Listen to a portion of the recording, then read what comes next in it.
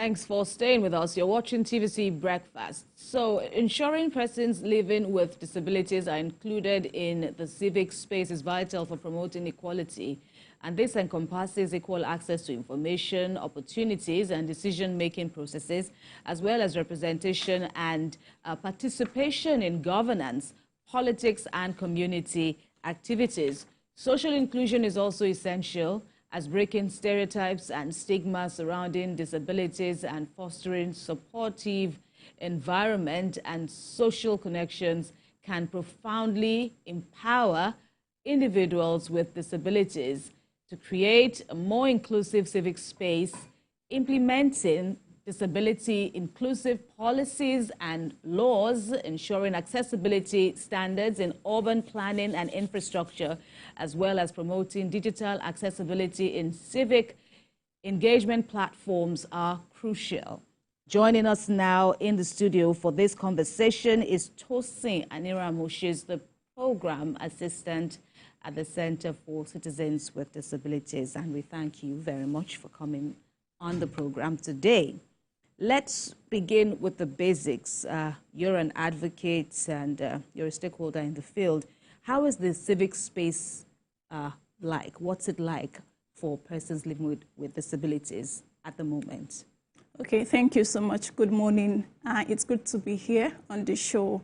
When we talk about civic space for persons with disabilities, it's shrinking just the way civic space is shrinking for civic actors without disabilities. And when we define civic space, it's an enabling environment where persons with disabilities can freely exercise their freedom of expression, freedom of association, freedom of assembly, without any form of repression or societal resistance, social resistance. And also is an inclusive environment where persons with disabilities can engage social, economic, and political processes without barriers.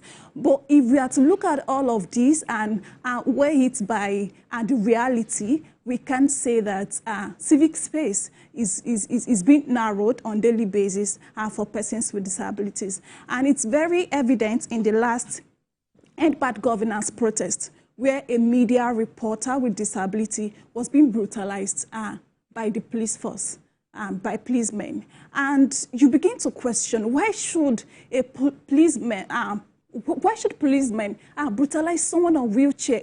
At least there should be some level of empathy, regardless of the situation. Then when we look at the various barriers that persons with disabilities intercept with in the public, and also by trying to engage with the government, we've seen that the civic space is not friendly for them.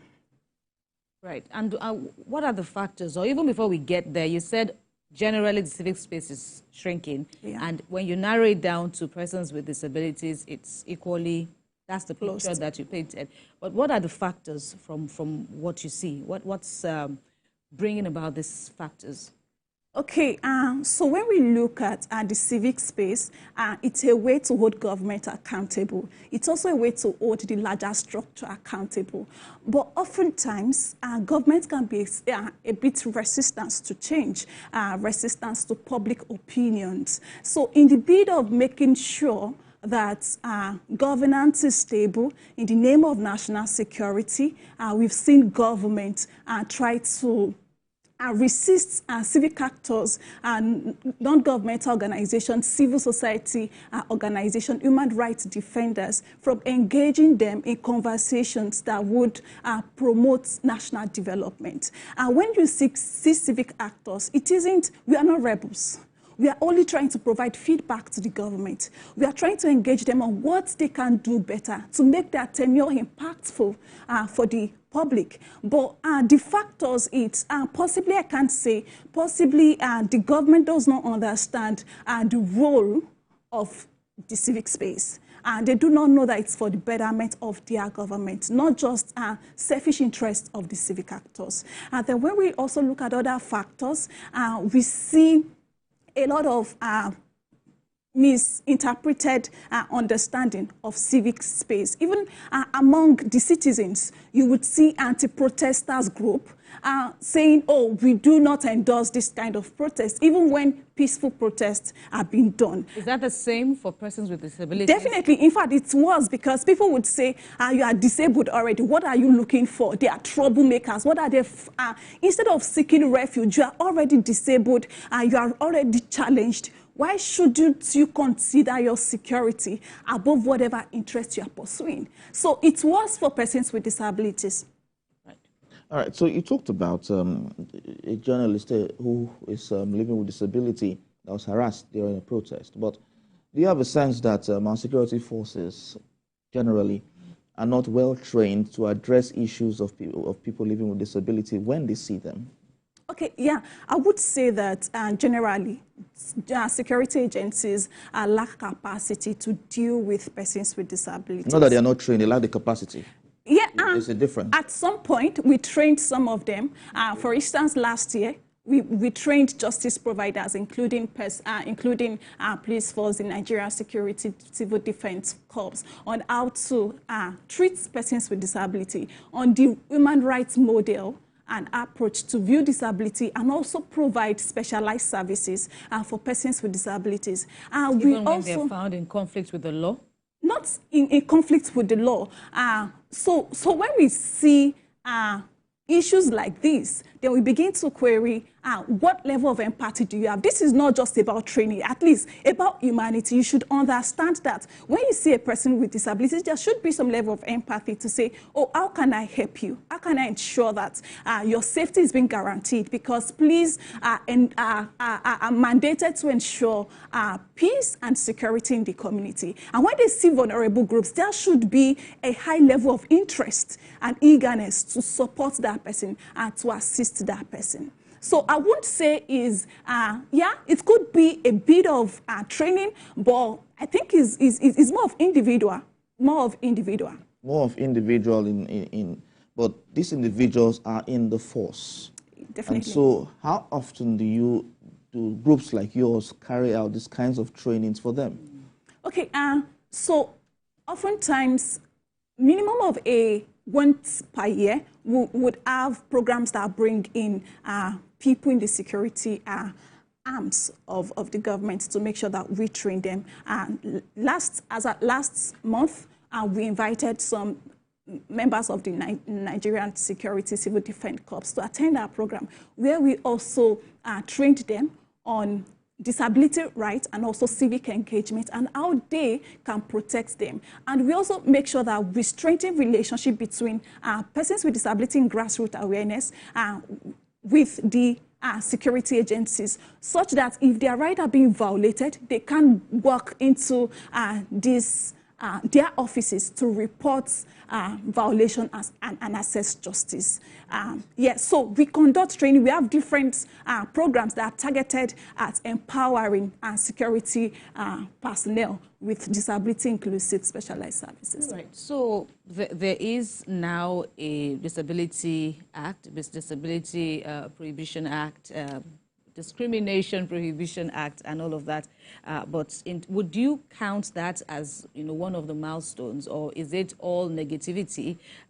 I say that with so much respect. Now, let us just have a form of assessment of where we are now in getting an inclusive society for people with disabilities. If you could count milestones, would that stand out for you? Okay, yes, definitely. In fact, Center for Citizens with Disability championed the passage of the Act. So it's a big milestone for us because that is the only tool that persons with disabilities can leverage to access their rights. If there is no law, so definitely there's no way to engage the government, the public, on one's rights. So for us, the Disability Act, the Discrimination Against Persons with Disability Prohibition Act 2018 is a big milestone because it provides for inclusion, the right of persons with disability, rights to education, rights to health care, zero discrimination and marginalization, rights to public life, rights to employment opportunities, priority in queues, priority during emergency situations, freedom of expression, right to all of the rights, as also contained in the Constitution. We see our Constitution to Section 39 and 40 says that freedom of expression, also stated freedom of assembly and association. We have the United Nations Convention on the Right of Persons with Disabilities, which also promotes the right of persons with disabilities. So for us, it's a big achievement. And we've also tried to ensure that persons with disability have access to this information. They understand their rights and begin to demand accountability from government, from the larger structure and the society. So it is until, so the law itself is a tool for persons with disability to have access to independent living and development. So the law is 6 years old, but what's the level of enforcement? So if we are to rate the level of enforcement, I would say low, but we are progressing. Okay. Yes, because it's an achievement. Rome cannot be built in a day. And even if we look at other laws, we see that implementation seems like a common denominator to all laws. So implementation is a challenge in Nigeria. So definitely disability rights. But when you look at the level of awareness among public, when you look at the level of awareness of zero discrimination and stigmatization of persons with disabilities, at least we are gaining some level of achievement in that area. Then when you look at priority, when you look at access, we can see government institutions, even private institutions, beginning to modify their structures to be accessible to persons with disabilities. Although new and existing structures are not still accessible, despite the fact that there was a 5-year transitory period for government to remodify all structures to be accessible with, for persons. Yes, it has ended in January this year, but it's so unfortunate that because disability issue is backburnered, the lack of political will from our government to make that change happen has made the implementation a bit delayed. So yes, we are making great strides when it comes to public life and political participation. Right. We see persons with disabilities gaining positions. You just talked about lack of political will. How is this affecting everything? Okay, so when we talk about political will first, the interest matters because first, it's about social the perception. It starts with individuals because when we say political, not just one person, it's system, and systems are created by individuals. So individuals have wrong perceptions about disability. Oftentimes, they approach disability from a charity model or moral model, thinking, oh, they should be pitied and nothing else, or they're not even entitled to some of the benefits and rights and other human rights. But when we look at political will, it is a way for us to look at the inclusiveness of budgets, inclusiveness of processes, and this policy-making processes and decision-making processes. What are the what's the level of PLWDs participation in all of this? So when we look at the whole structure, either in terms of budgeting, in terms of inclusion, and even bringing them to dialogue with them, interest to dialogue with persons with disabilities, and all of these are some of the ways we can assess political will. Okay, so is the Lagos State Office of Disability Affairs doing enough to ensure this inclusivity for people living with disability? Definitely. While I'm not a member or a staff of LASODA, Lagos State Office of Disability Affairs, but they are trying their best. They are trying to engage the government, and they can do better. They can do better. But I think CCD, in a way, is also complementing what LASODA is doing because they can't do it all. When you look at the different agencies, the different ministries, the private institutions, they are too voluminous for them to handle and hold them accountable. So organizations like Center for Citizens with Disabilities can complement their effort, and that is what we are doing to make sure that disability-inclusive society is being achieved. What's the level of engagement? You've spoken about engaging with security agencies, and if we expand that to involving, government, for example, at local, state, federal levels, how are you also exploring that avenue for inclusion? Okay, so our intervention are cut across the whole levels of government. So at the local level, we engage them. We pay courtesy and advocacy visits to them to begin to highlight the issues we've identified in grassroots communities so that they can begin to fix it. And this involves making sure processes, social and cultural barriers are being removed.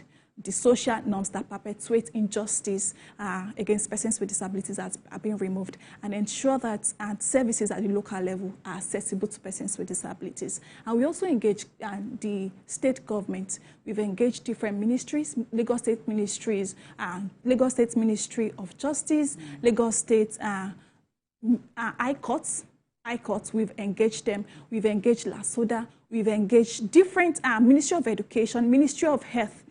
We've engaged virtually all ministries towards ensuring that the rights of persons with disabilities are protected and promoted, and also at the national level. We've engaged Senate, we've engaged the FAN towards ensuring that access to airports is achieved. So all the sectors, all the levels, we've tried to engage them so that we can have a comprehensive result at the end of the day. So over the years of your engagement with different stakeholders, are we seeing the light at the end of the tunnel? Definitely, we are very hopeful. We are optimistic because we know that our efforts will never be futile. We know that one day a society that is disability friendly is possible. No, even Nigeria. I understand, but I'm thinking about now.